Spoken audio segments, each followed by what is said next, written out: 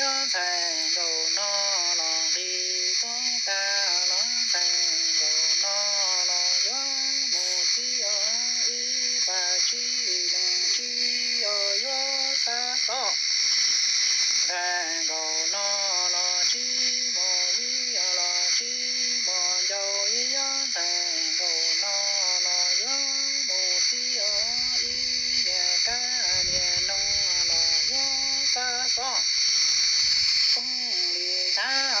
thành cầu nó nâng lo cầu nó trá về đi cho nó thành cầu nó nâng lo cầu nó trá gió mù nó thành cầu nó lo lu mong xoa nó thành cầu nó lo chi mò vi lo chi mò dậu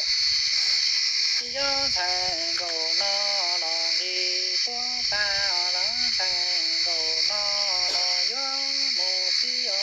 y ta chi lừng chi ở gió ta lu ở lo thành cầu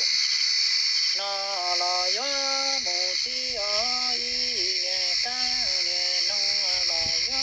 ta lu ở lo phong liền thái ở thành cầu nó nâng ở lo cầu nó trao cái gì đó